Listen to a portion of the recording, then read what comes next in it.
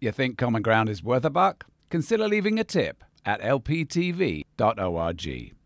Lakeland Public Television presents Common Ground, brought to you by the Minnesota Arts and Cultural Heritage Fund and the citizens of Minnesota.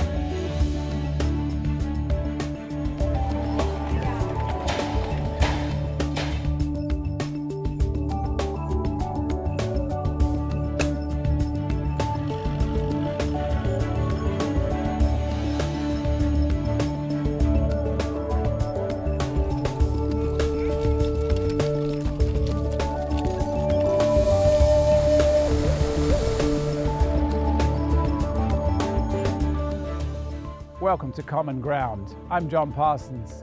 In this episode, we meet the man who painted the mural on the wall behind me, and we explore some of the concepts contained within that mural.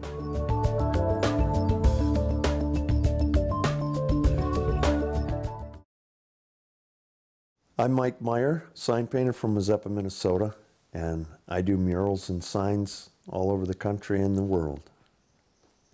The process of doing the mural in Crosby, Ironton, was first was the research. They gave me a mountain of books, which they have, and a great museum there. And it had to do with a lot of multiple things where I didn't realize. I just knew the Iron Range. Well, when I went there and they showed me all these books, I'm like, wow, what are we going to put on here? This is so much. I think we started the mural with a big photo album and just flip page after page. But we wanted to capture some of the elements of the history, but we really wanted to have faces. Well, then I picked out a few things, and once I got what I thought would be good, then I scanned it and I painted it on a small drawing, and then I sent it through email to the committee, and they looked at it. Yeah, that's good, but how about changing this and that? And it went through 3 or 4 changes, but it wasn't anything out of the normal. And then from there, I take it and make my artwork on transparencies, put it on a projector, prepare my surface, which is aluminum sheets, and sand them all down. And when I project it on there, and then I'm ready to paint. You can get pretty accurate, and you don't have to have it dark. So I rely on this a lot. When I do my murals, like the ones that I did in Crosby, Ironton, this is kind of how I did it. They gave me the pictures, like of Munchie Perpich and other people from town, the Hallets, so I could make it exact. And then you just paint it, put your own blending in there with where the light's coming from, the darks and the lights. And a lot of these projectors are even old school, like us sign painters, where you can't go into office places and get them anymore. Schools are even getting rid of them because everything's going to the technology of digital computers and whatnot. Here's the workhorses right here. That's all I need. I can do this anywhere, any country around the world, and I have done it. These are squirrel-haired quills. And I keep them in mineral oil. Carrie Erickstrap, who has K&M signs in this community, has been talking to us about the wall dogs for years. Like, I'll say a decade. She's been talking about this organization, much like the Minnesota design team. They come into a community, they reside within the residents' homes, and they come in and they paint like 10 to 12 walls, murals on walls. And when they leave, that town's been reshaped again. So Mike, our muralist, is part of the Wall Dogs, has gone into other communities and talks to her about what he has witnessed. And so she knew the first person to call when it's time to look for a muralist. Carrie, she does fantastic signs, but she knew this was more my forte, so she called me. Sure, I'd love to do this, and I'm doing them more and more around the country. But in my own state, yeah, let's do this.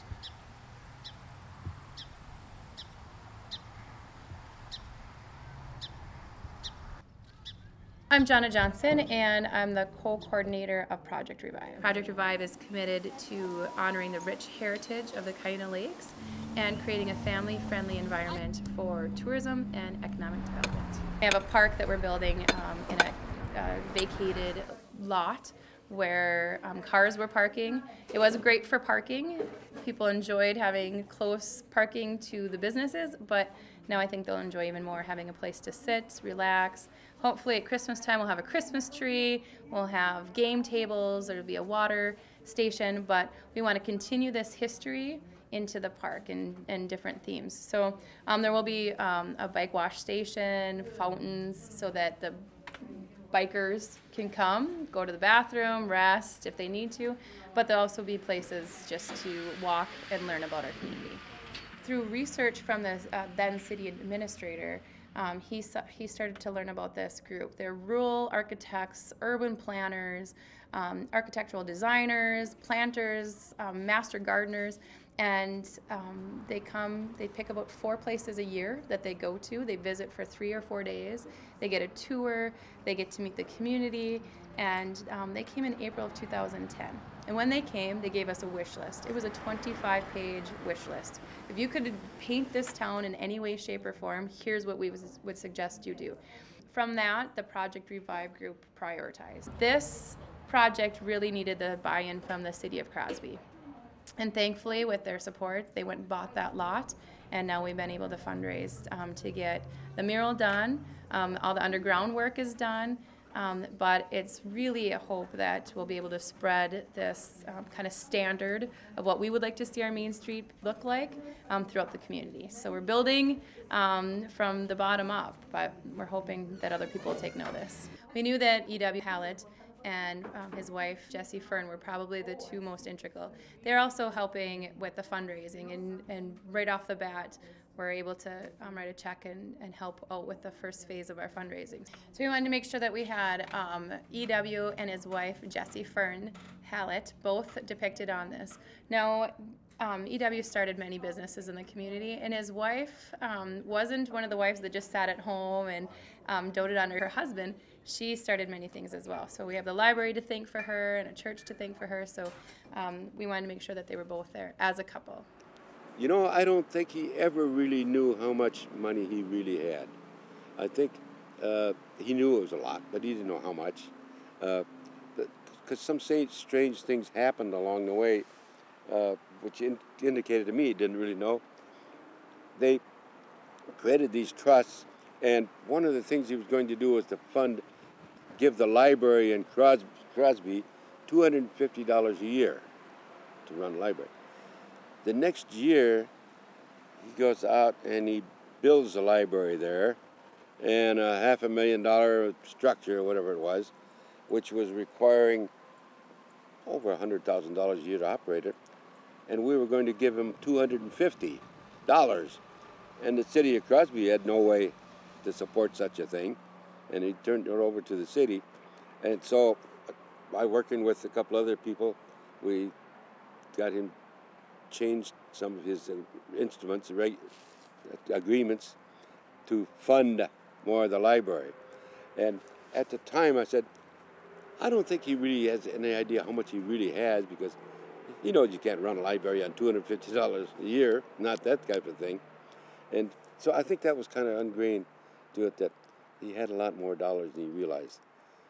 He had 22 operating companies at one time, at least when I was first involved with him. So what the nice thing is there's evidence of their contributions. Main Street has buildings with their name up on the top of the building, what year it was made. So we know that they were here. We know that they started their stake and they planted their roots here. So he had many businesses, from casket making to he made some rocking chairs and beautiful furniture, and then progressed onto paving the roadways. I am Frances Buderek Vidmar, and I did work for Mr. Hallett for 27 and a half years. And I see the big picture of them uptown now on that building. Oh, I'm so glad they did that, because he was, they both were such nice people. The Halletts, it was your basic, I don't know, 1950s kind of portrait that people get together. And, company comes in and they got the background and you're doing the thing like that. But I enjoyed painting it that way, because that's what I think most of the people remember them as. and seeing their name on buildings and such in the community, rightfully so. They should be on there for what they've given. Even though I didn't know them, you can tell, well, who is this? This name comes up a lot. This person must have been pretty caring of the community. So to get that one almost picture perfect was important. And he was very helpful to people. And he still is, even if he is dead. He was Mr. Crosby, really. They could almost call that place Hallettville, because we fund a lot of things today even, but he started out very, very strong in that town. He put a big bunch of money into the first hospital when they, I shouldn't say the first, but when they remodeled and rebuilt and redid the hospital. He was a big pusher behind that. He owned this hardware store on Main Street, and he contributed a lot that way. He had a mortuary for a while, which he got rid of and turned over to some other people. He did an awful lot of things in that town and in the area there. And funding different camps for young people and that type of thing in the area there. And so we have kind of more or less perpetuated that whole project of his way of doing things. Cuyler was first. He was here pre-1900 and in Deerwood, and it was a homestead. His homestead was in Deerwood. I love the story of Siler Adams and his dog, Una, and how the name became Cuyuna. And even that in itself, and looking at that research, that's awesome. You don't really have a lot of places like that. Here in southern Minnesota, you've got Hayfield and Plainview. I mean, there's nothing there. You got to come up with something else. Like my town here, Mazeppa, everybody thinks it's an Indian name. It's actually a Ukrainian Cossack chief. But there really isn't any history about it. And that's why hats off to Crosby Ironton to do this about the history. Cuyler, up here with his dog Una, that's our namesake. So Cuyler and Una would go out prospecting every morning, and Cuyler's wife would say, "There goes Kai and Una. Kai, Una." That's how we got our name.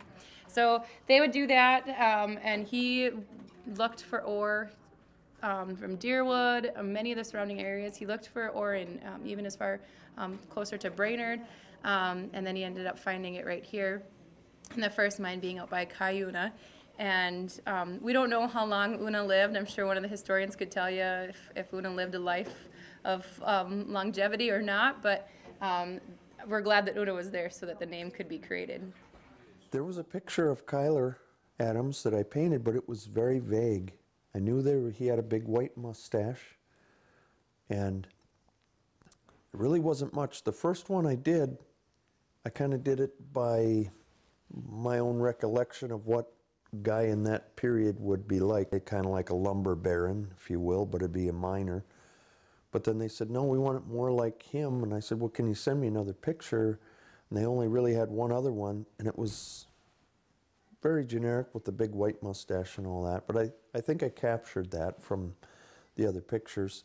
And then his dog, who I guess was very loyal and with him all the time, Una, it was pretty much, they didn't really have a good picture of the dog either, so I just researched that for St. Bernard and did one version of it, and then we kind of turned it another way, and all right, let's do this. And I think it tied in pretty well.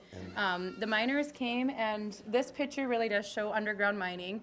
We wanted to make sure, and the bottom picture is trying to show pit mining, so that we did have both. There wasn't really a whole lot in the research for those 4 miners on the mural. On the picture, all it said was the foreman, the boss, which he's, in the picture, he's way over to the far right. And I didn't have him on there because he's not really looking at the photographer. You can tell he's a boss because he's looking at him like, you're not going to be posing this picture very long. Get down there and let's get to work. But their faces, I thought, I've got to capture that somehow with, you can tell, you know, it's a thankless job. They got to go down in this hole and do this stuff. I mean, look at them. They're dirty, and sure, let's clown it up for the camera because we got to go down to some hard work. And I think I sent it back, and they were trying to find out if there was other, or who they were, if they're related to anybody still in town. Or actually, everyone here has an actual photo that was kind of replicated. So the picture of the miners, we did have one name scratched on the back of this photo, so we could tell who the one miner is. We looked around and we weren't able to find out the names on the others. So hopefully throughout time we'll be able to say that these miners belong to so-and-so, and we'll be able to have their name marked up there. Working with the committee was great. It was usually Carrie saying, they like this, can you change that? Like the vehicle, the mining vehicle, we had it turned a different way, but then we had it more of a side, and then the guys with the shovel. And the more you look at pictures, you could have did it 100 different ways. Well, let's just make one. And then I thought, let's make it where it's ground level, where kids can come up and, you know, here's what that vehicle would be like. And there wasn't a lot you could put a detail in there because there really wasn't much. It's digging this big hole in the ground. And there it is. But even those you can put a little bit of your own imagination into. So in the beginning it's a matter of research, but once that's done, then everything's cleared away. Okay, we're going to do this part. And then we, from what we had on there, we agreed to, let's have something modern, of modern day with color, and let's fade it down to the origins with sepia tone, black and white, which actually turned out pretty good. And one of the ideas I had after looking through the research was, I've seen the brochures and everything, and they're great, but how about a catchphrase or something real simple, and they still might use this. And my idea was ore to ore, O-R-E to O-A-R, plus steel to wheel. So the mines, which I discovered were very deep, and that was over, so it was filled with water, and here was all this beautiful stuff that's used now for kayaking, canoeing, and fishing, and now the mountain bikes and the trails up there. The mining really paved the way for the whole community to be born, and then there was a lull, and about a 20-year lull of nothing going on in the mining area. In 1994, it was reclaimed and then later named the Cuyuna Country State Recreation Area. And it became the first recreation area in the state of Minnesota. There's state parks, but this is a state recreation area.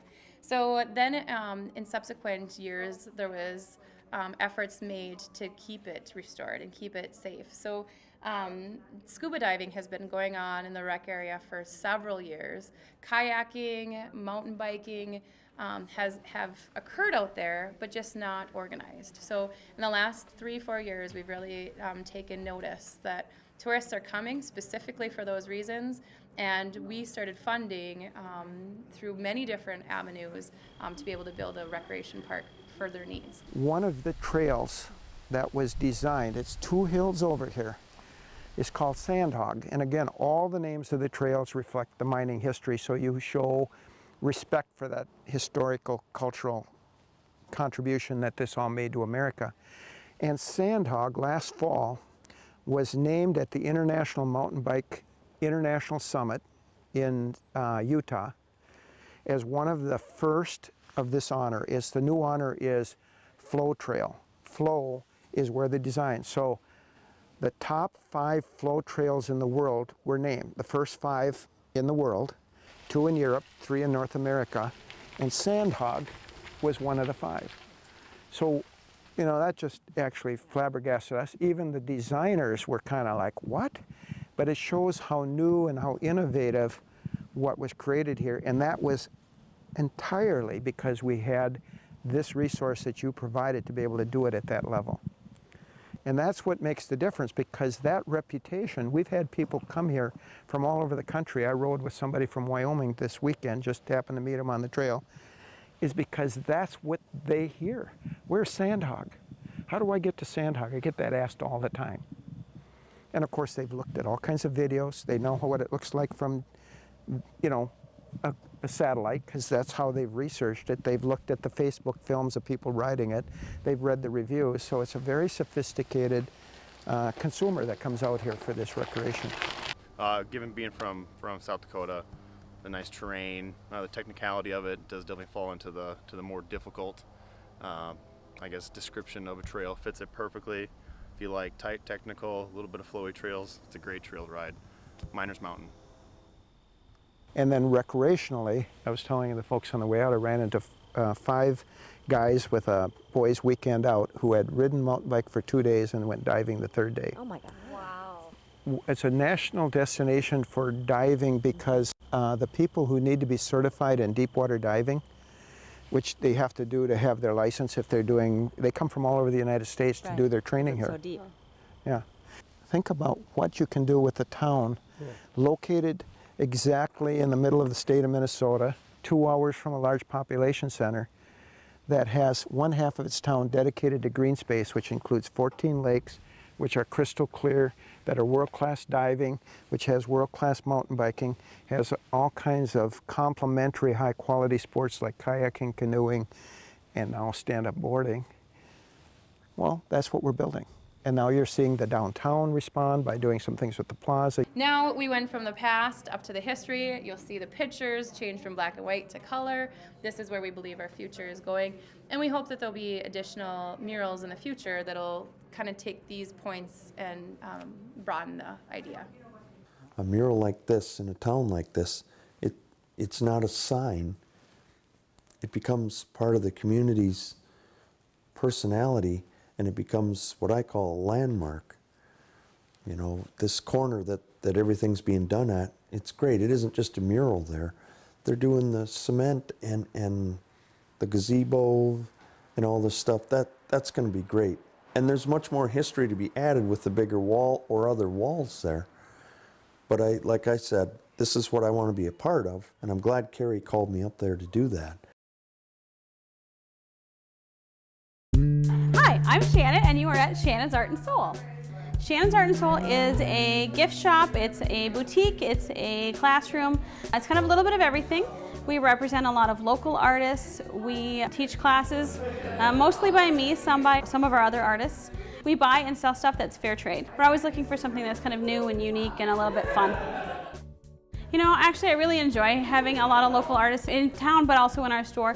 We have so much talent in the area, and so many people have to go outside of Bemidji to find a place to sell their stuff that I think a lot of residents don't even understand the depth of talent we have available here. And so it is great because so many of the people we sell their stuff for is just lots of fun, really talented, all very original, and it's a joy to be able to sell stuff for people that you know, people that you have fun with and that you enjoy and get to know on a regular basis. Well, when you come into Shannon's Art and Soul, there's a lot of wall art. We have paintings and photography. We have collages and drawings. We have clothing and jewelry. We have handmade baskets and pottery. We also have a line of clothing, scarves, that sort of thing. We have a lot of accessories as well. We're kind of trying to be a little bit of everything. Variety is always key, I think, just to keep things interesting and lots of fun. And our whole goal is actually to have things that have a purpose and meaning, are fun. That's kind of my whole part of the Art and Soul, is that we want it to be an uplifting, happy place to be. We have works from John Thoreau, he does our chainmail. Angela Sjogren does our watercolors. Kelly Schultz does the fascinators. We have some pottery from Donna Carlson and Tom Daly. I do a number of the baskets and the jewelry making, some of that sort of thing. Tashia Hart does some phenomenal beadwork. Max Kelsey's charcoals are really beautiful. So we have just a whole bunch of people. Some people everyone knows and some that they don't. And that's kind of part of the fun, I think. I think having a store like ours can benefit the community in a lot of different ways. We are, first of all and foremost, downtown, which is really the heart and soul of the personality and the foundation of our community. We have just a phenomenal neighborhood. Everyone is friends and sends people back and forth and kind of knows who's got what, and that's probably 90% of our customers either are here visiting from out of town or have come based solely on word of mouth, which is pretty awesome. And so I think we're building a lot on sharing with each other kind of what's available, what we can find in town, and kind of changing the perception that it has to be a really basic necessity sort of thing, and that we can have a little bit more fun in what we're doing and what we're selling and what we're shopping for, and that we can look for a little more personality maybe in some of our stuff.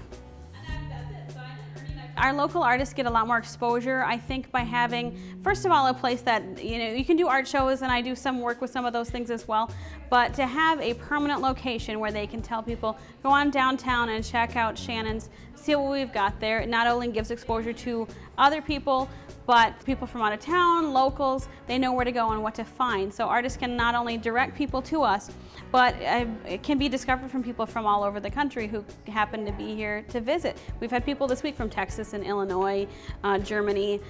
So I think people are getting a lot more exposure that way, and that's really awesome. No, I think Shannon's is awesome because literally when you walk in, you get local, you get Bemidji. My family's all local. A lot of times you see kids on rollerblades or helping at the cash register. Maybe mom stops by and helps when I run out someplace. I mean, it's really a family Bemidji sort of place to be. We do workshops here all the time. I teach a lot of them. We also rent out the space for other people to do workshops from. And then I have a couple of my artists that teach classes here as well.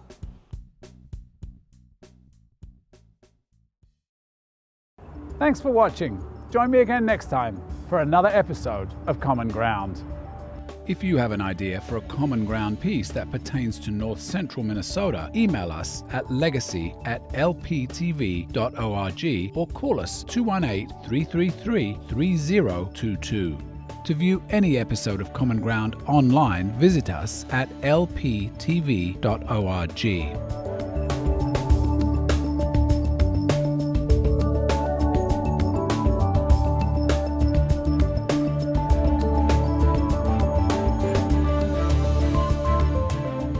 To order individual segments or entire episodes of Common Ground, please call 218-333-3020. Common Ground is brought to you by the Minnesota Arts and Cultural Heritage Fund with money from the vote of the people on the 4th of November, 2008.